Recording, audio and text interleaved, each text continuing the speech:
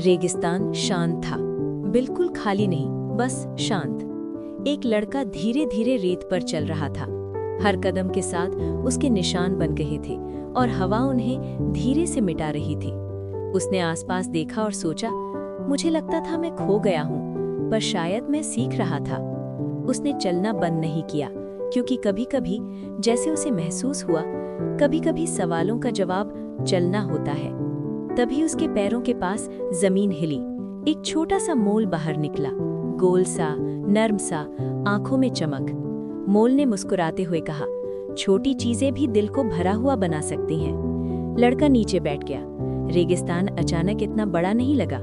मोल ने उसके पास रहकर धीरे से बोला, मदद मांगना हिम्मत होती है। लड़का मुस्कुरा दिया। उसे लगा जैसे कोई कह रहा हो, तुम जैसे हो वैसे ही काफी हो। दोनों साथ चल पड़े।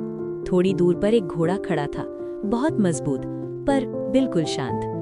उसकी आंखों में गहरा सुकून था। घोड़े की मौजूदगी ही जैसे कह रही हो, असली ताकत शोर नहीं करती। लड़का उसके पास गया और घोड़े की गर्दन से टेक लगा ली।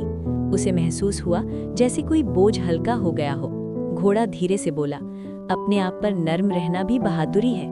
और फिर, तुम्हें सब कुछ उठाना जरूरी नहीं। शाम होने लगी, आसमान नारंगी हो गया। तब दूर से एक फॉक्स दिखा, थोड़ा सतर्क, थोड़ा चुप। वो पास आया पर फासला बनाए रखा। फॉक्स ने शांत आवाज में कहा, मैं धीरे भरोसा करता हूँ और ये मेरी कमजोरी नहीं।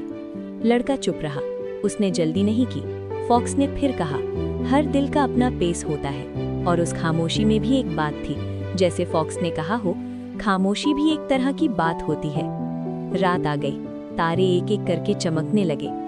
लड़का, मोल, घोड़ा और फॉक्स साथ बैठ गए। लड़के ने ऊपर देखा और धीरे से बोला, अकेला होना और तन्हा होना अलग चीजें हैं।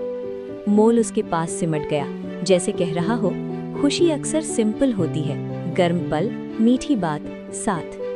घोड़ा शांत खड़ा रहा, जैसे एक याद दिलाने के लिए, जो साथ खड़ा रहे वही सबसे मजबूत होता है। और फॉक्स, जो थोड़ा दूर बैठा था, बस इतना बोला, सुरक्षा चाहना गलत नहीं होता। उस रात लड़का समझ गया, उम्मीद चीखती नहीं, वो बस धीरे से पास बैठ जाती है। और रेगिस्तान वही रेगिस्तान था, पर अब वो घर जैसा लग रहा था।